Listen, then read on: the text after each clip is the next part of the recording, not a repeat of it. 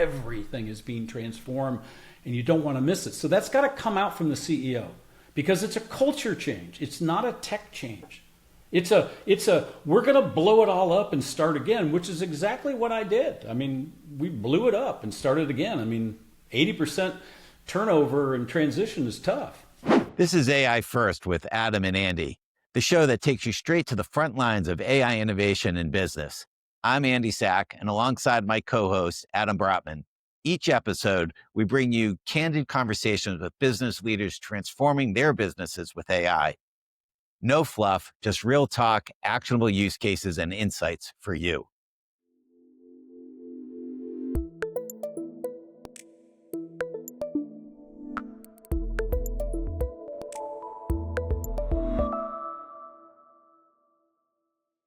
Welcome, everyone. So glad for today's episode. We have Eric Vaughan, CEO of IgniteTech.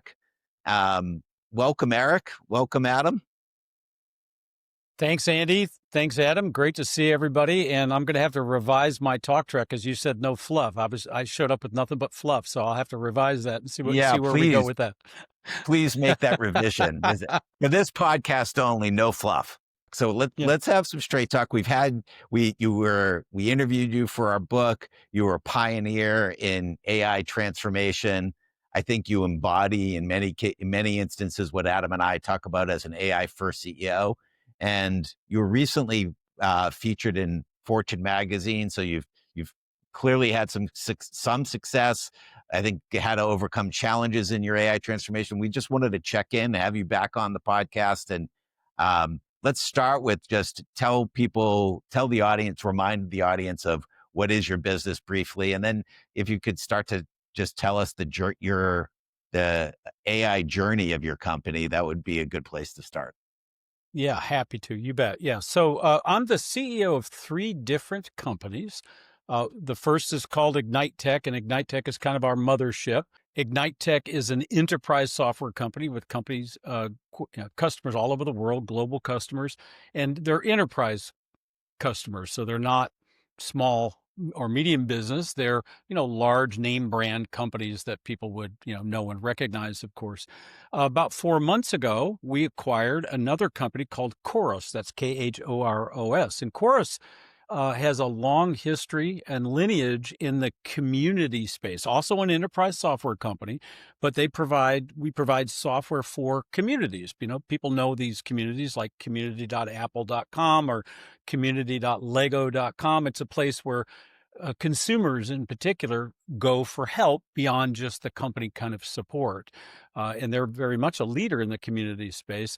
Also, they specialize in what's called brand care, which is providing software solutions that bring together social media traffic for brands so they can be managed and moderated and delegated and responded to, for a number of different things, everything from pharmaceutical companies watching for people posting about drug interactions to, news alerts that refer to a company. And then the third company is called GFI Software, and this is our SMB or small and medium business market software company that is sold through a network of partners throughout the world. So all 3 of those companies are relevant to this AI journey. And just so people know, let's focus on IgniteTech, because I think that's the biggest of the 3 companies. Is that true? Actually, Chorus was of equal size. So we're a private company. We don't release numbers, but IgniteTech and GFI were a 9-digit software company before we acquired Chorus. Chorus is another 9-digit software company, meaning it's between 100 million and 1 billion to give everybody a range, global in space. An order of magnitude, number of employees of both companies? So we're in the hundreds, but I will tell you that revenue per employee leads almost every enterprise software company in the world, including Google, OpenAI, Meta, our revenue per employee. So it's a much lower number of employees than most enterprise companies have, enterprise software companies certainly. So, yeah. And do you have more, leaving Chorus aside, just focusing on IgniteTech, do you have more or less employees than when we spoke a year ago? Marginally the same. Marginally the same. You mentioned the Fortune article, and the Fortune article, by the way, I think they did a remarkable job. Really appreciated. They fact checked, which doesn't always happen in articles before they published it. If people read the story, I think they'll understand it. However, the title made it sound wicked. AI first CEO fired people that didn't refuse to do AI. And there was a lot of social traffic, kind of went a little viral about like, see, that's exactly what we're talking about. If you read the article, though, you learned that what happened was there was a full year, 12 months of investment across our companies with our legacy team. First with, you mentioned things like bringing in outside experts and giving points for just trying. We were just trying to see if people would try. We were motivating them with education, tuition reimbursement back when prompt engineering was a big thing and people needed to learn that skill. Unlimited up to $1,000 for any tool. Like, please buy the pro version of every tool and experiment with it and bring that back to the team. And then AI Mondays, you mentioned in the opening, that was a dedication for a full quarter of 20% of our payroll every single Monday for a full quarter. No one was allowed to work on anything except AI projects. It could be AI education, AI development, and we were very serious about that. Unless there was a customer fire, something that needed immediate attention, no one was allowed to work on anything. And it was the conclusion of that 12 months of investment and time that we then took a look at the team and said where we needed to make changes. And that ranged from people who outright refused to do it. I mean, you get that sometimes when you change the culture. What percent of people outright refuse to make the AI transformation? Yeah, I don't know the number. I want to say it's less than 20%, maybe even as low as 10% that just flat out refuse. Like, they declared, yeah, I'm not going to do this. And that's fine. They certainly have that prerogative. It's just that they had to leave, and we told them that. Then we had the next round of people who tried, but not really. I mean, they kind of said they tried, but they didn't. And that was revealed by their own self-assessment, which we did at the end of the 3 quarters. So 3 quarters in, we had everybody do a self-assessment, and even by their own admission, like, what GPTs have you written? What LLMs are you proficient with? Can you share some of your recent chats? Like, they said they were trying, but not really. And they kind of self-selected themselves out. And then after AI Mondays, it was about aptitude and it was about proficiency. And we told everybody entering that quarter that through their own self-assessments, we had stack ranked them. And if they were in the bottom section of that stack rank, that they were at risk of being what we call top graded, which means we were going to hire somebody that had this mentality and wanted to bring it forward. But we wanted them to succeed, and we were going to do everything to help them succeed, and we wanted them to. Some were able to clear that bar, some were not.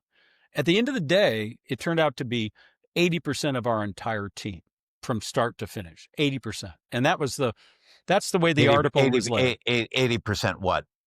80% that we replaced. 80% that we transitioned. So you had turnover over the last year of 80% of your staff. 80% in that year. That's right. Yes, exactly. Mm-hmm. Yeah. Adam, let's bring you into this conversation. What you want to? Yeah. So I'm sitting here taking notes and thinking, because you are, Eric, you're there's a lot of AI memos from CEOs that have been going around, right? Famous ones. You were sort of the original, but there was Klarna CEO and Shopify and Dropbox and Duolingo. And recently Walmart. Sorry, not Dropbox, Box. Yeah, Walmart, Box, Duolingo.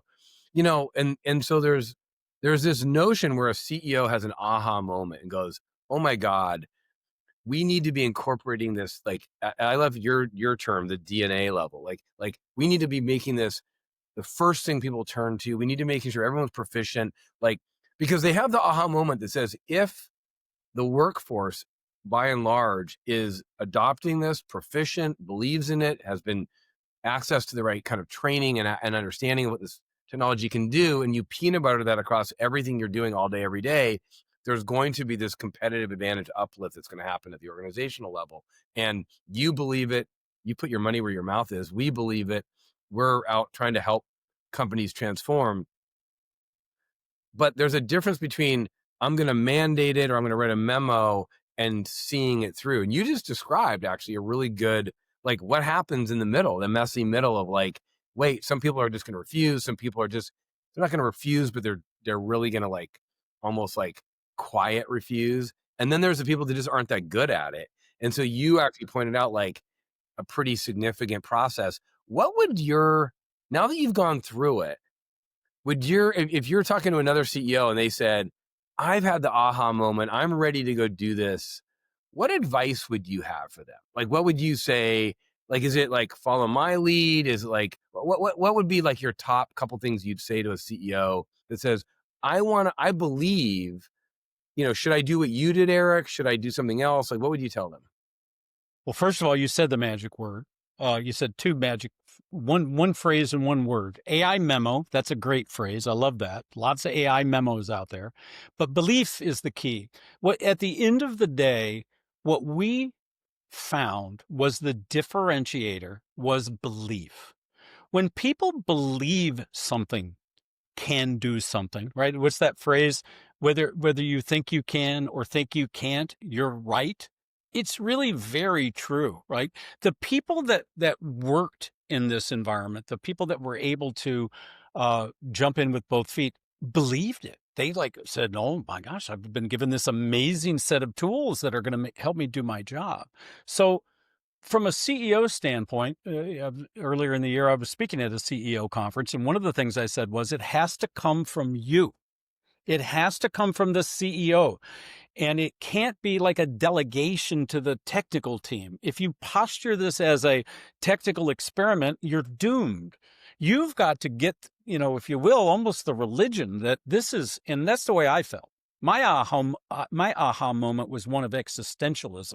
I thought, we're just going to get run over from behind if we don't get on this to the deepest level possible. And I did believe it. I mean, 3 decades in this business, in the tech business, in the software business, never seen anything like this, kind of like the title of that movie, Everything Everywhere All at Once. Like everything is being transformed and you don't want to miss it. So that's got to come out from the CEO because it's a culture change. It's not a tech change. Totally. We're going to blow it all up and start again, which is exactly what I did. I mean, we blew it up and started again. I mean, 80% turnover and transition is tough. So Eric, okay, people are listening, CEOs are listening. What advice do you have for them? Yeah, well, be completely committed from the very start. It's got to come from the CEO that says, we are doing this. We want you to come with us. If you don't want to come, please go ahead and self-select out. And when we say we want you to come with full vigor because we believe in this. And we are going to now change the way we're doing everything to incorporate this in everything from workflows, which frankly, I find at this point almost boring. I mean, we all know that AI can improve efficiencies and all that, but I'm not getting up every day like, God, I hope I improve efficiency. I want the CEOs to think we can create, we can innovate at a pace and at a level that we never have before. One great example is coding. We're a software company, so we have a lot of coders by profession. None of them are writing code anymore. Literally none of them sit down and type, lines of code. They just don't do it anymore. They're cursoring or cloud coding or windsurfing or a combination of those things. And I asked them, we had an all hands meeting a couple of weeks ago, and I asked them, hey, all of the actual coders, the people that had software engineering as a background, do you miss it? Like, do you wish you were doing that? All of them rejected it, said, heck no, don't care. Don't mind it at all because I'm able to bring my ideas to life so much quicker in such a rapid fashion. And the people that resisted were the engineers in particular who felt like, no, I want to write code and that's what I want to do. Eric, Andy, real quick follow-up question. I love what you said about, religion and belief and all that kind of stuff. How do you It's interesting because you've gone through a situation where you've described some of, if you don't believe you're going to, I mean, somebody who vehemently doesn't believe they're going to self-select out. If somebody is, what about that sort of middle ground of like, do you have to like help somebody believe, or do you like explain a little bit more about like in the moment of going through the transformation, do you just sort of look for people to sort of, I'm going to hire people that already believe and I'm going to let people that don't believe go, and eventually we'll get to a place, a company of believers, or do you help people believe?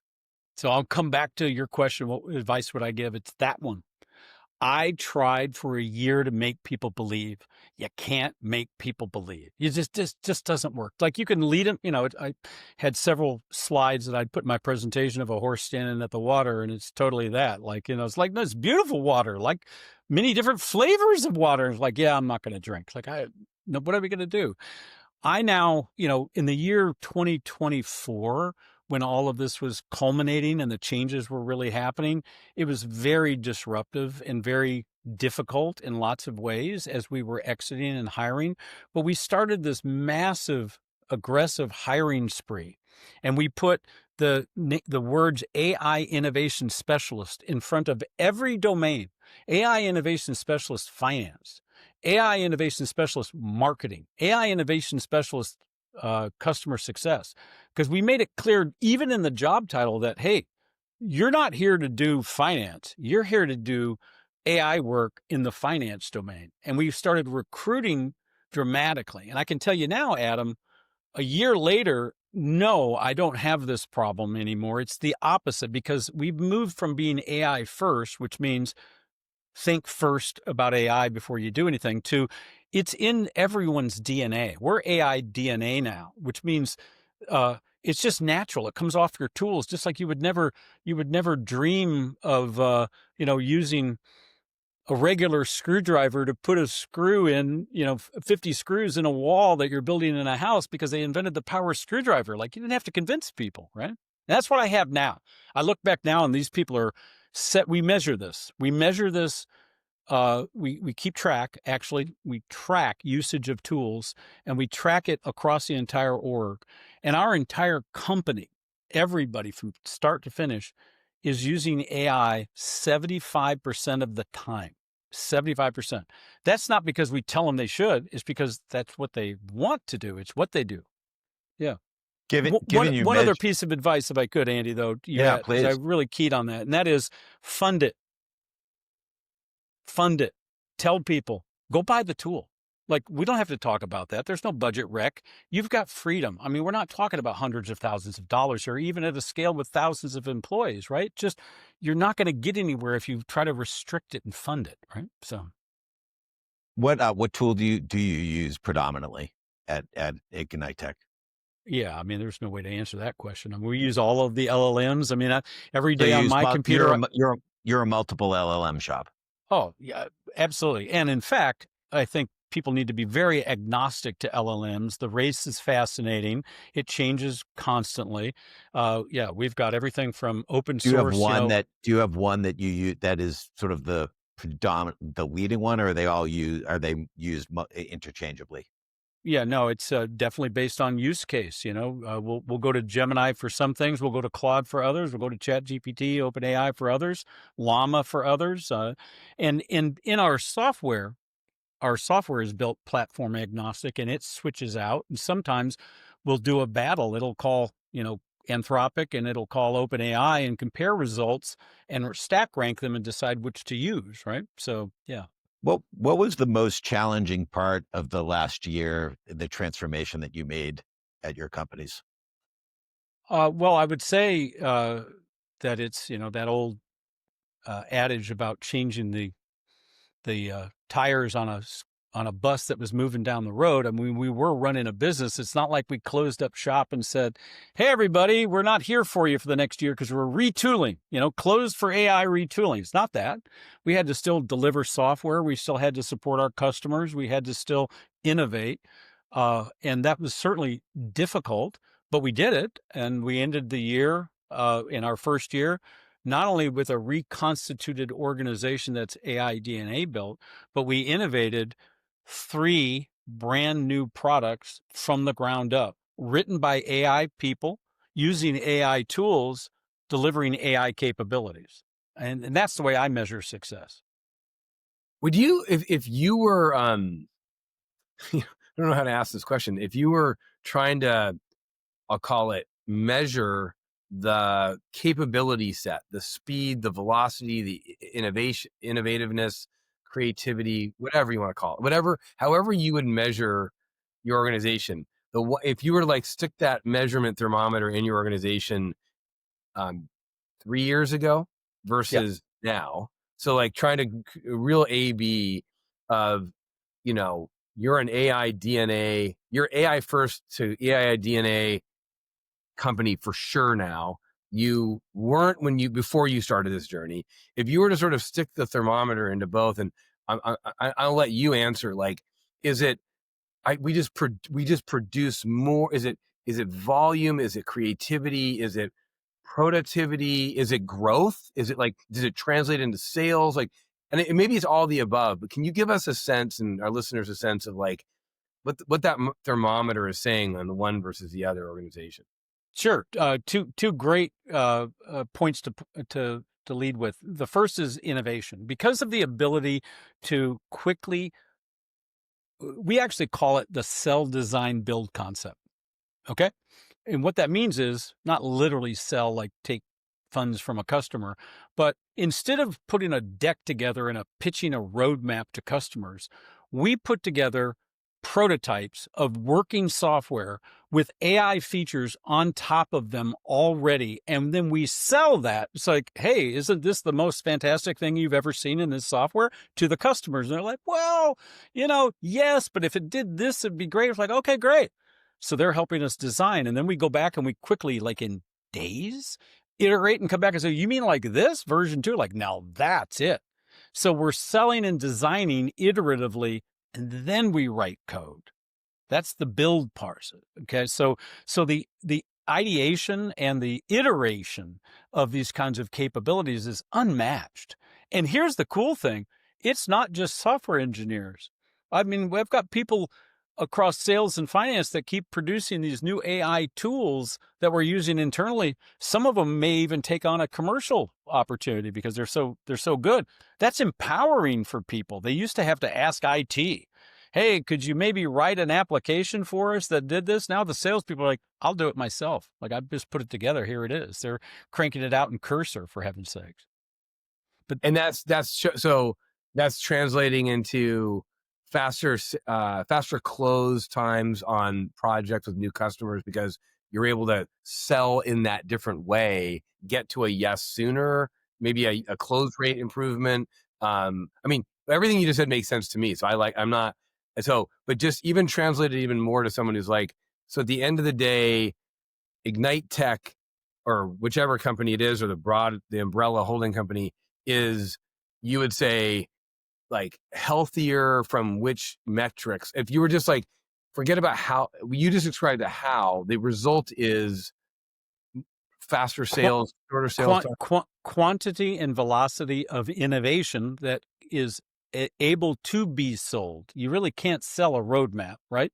So we can get licensed sales from our customers when we actually deliver tangible function. And now we're doing it in weeks, not in quarters, not in years. Remember, I mentioned in that first year, we created and designed and wrote and delivered 3 brand new AI software products from the ground up in a year, mostly with people that didn't work here a year and a half ago. How does that compare to, like, go back to my example? Oh yeah. Prior to becoming AI DNA, how many in a year were you doing? Oh, from scratch, 0. I mean, those typical dev cycles in corporate enterprise software, not, little startup, but in an enterprise software environment, you measure that in 5-6 quarters at a time. I mean, now it looks so archaic and snail's pace, like it is revolting, honestly. But that's where we were, and Q2 will add the UI, and in Q3 we've got the database. It's like, oh, really? I mean, how about we just do the whole thing in 4 weeks? So to illustrate, we had a very immediate need to create something for our customers. Forget what it is; it's really not important. And we went to the AI development team and said, could we do at least the base functions, not the full functions, of course, but the base functions that's so critical for the customers with our AI team in a very short time frame? We had it, the first iteration that we were able to show to customers working code in 5 days. That was from can we to first demo with a customer in 5 days. That's not anything we've ever been able to say, ever in our history, in any history of software. So it translates into sales because you're doing your best innovation quicker, better, and you can iterate on it at a speed that no one's been able to match ever before. That's well said, Eric. I'm curious, as you look back, particularly in light of 80% turnover, what's the biggest mistake that you made in the AI transformation?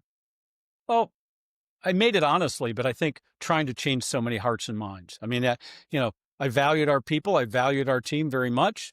I really believed it was about, hey guys, there's a new boat. We're going to get in this boat. We're all going to row the same direction. It's going to be great. We're going to be going fast down that river. It's going to be amazing. Like some people are like, yeah, I'm not even getting in that boat. I'm staying in this boat. And then other people got in, they wouldn't even pick up the oars, or they'd pick them up and they're like, kind of rowing. Like that just doesn't work. A year's too long to try to change minds. I wouldn't do that again. I would declare it. How much time should people allot other people to get on into the new boat? Well, I think you've got to define what it means to be in that boat and somehow find a way to take that inventory, whether that's testing, whether that's interviewing, whether that's aptitude, or a mix of all of those things. You've got to determine, who's with me and who's not. And yeah, I don't think it was a mistake.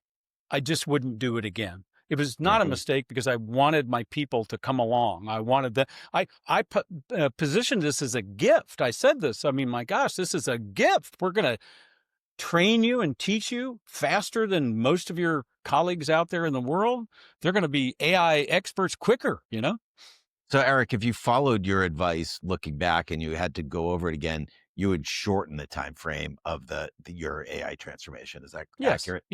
Yeah, I think so. And what does that mean? Does that mean what does that mean for the organization in terms of you're less tolerant of people's slow adoption? Is that what's that look like?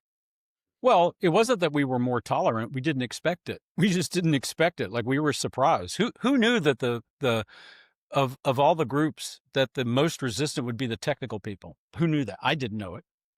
I thought they'd be like, oh my God, let me show you. This is incredible stuff. They're like, yeah, no, it doesn't know the code like I do. I'm like, oh no, what do you mean? It does. It completely does, So it can't write code like I can. I've been in this code for 15 years. Uh-oh, that's the problem. So I think it was awareness. Now I'd have different awareness, right? So. Adam, any final question for Eric before we conclude? Last question for you, Eric, is talk a little bit about org design. I was interested in the article that said that you hired a chief AI officer, that ultimately, I think it said in the article anyways, that everybody reports into the chief AI officer in some ways, which I get now that you've said the job description says AI innovation specialist finance, AI innovation specialist sales, AI innovation specialist development or coding. So talk a little bit about what this is all meant for your org design. That's right.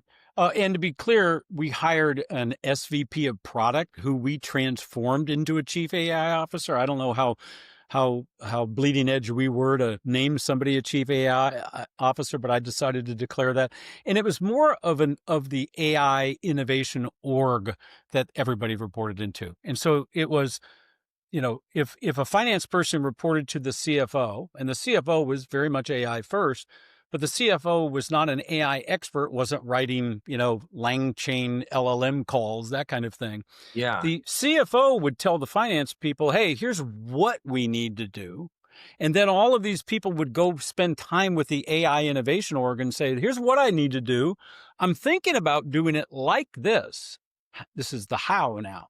And that org would say, well, wait a minute, we've already written something. You can just plug that in and let me help you get up to speed. And so that's how we're meshing it all together.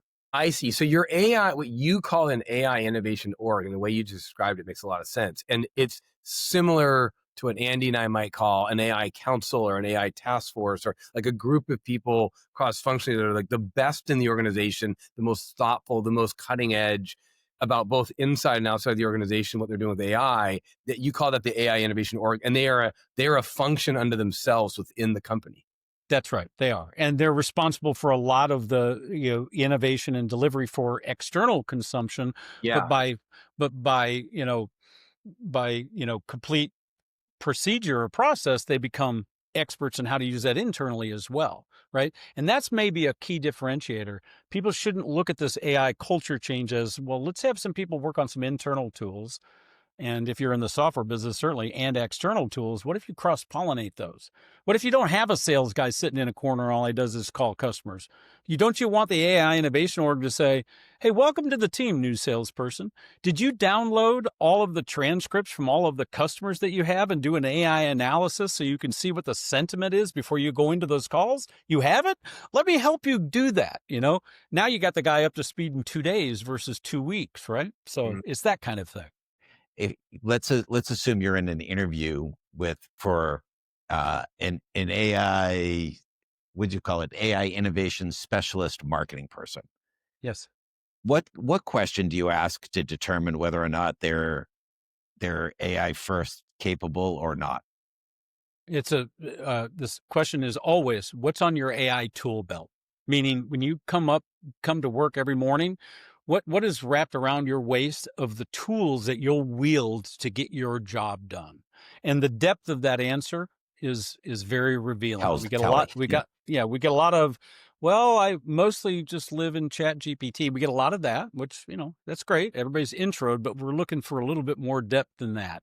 And then awareness of what else is available. So that's the question. What's on your AI tool belt? That's a great question. Thank you, Eric. I'm going to turn it to Adam. Adam, that was a great interview. Totally. I got lots of notes. Notes. What jumps out for you? Like, what do you want to call out from the interview for our audience? What stood out to you of Eric's? Yeah, a couple things. Story? One is the word, when Eric zeroed in on the word belief and talked about mindset and culture, that was like really important. I think like how Eric zeroed in on that and said, to some extent, that is the foundational power source that powers this entire transformation. And secondly, that has to start with the CEO, actually he or she having that belief, not just an aha moment, but we kind of similar, like aha moment that turns into belief, where they're really going to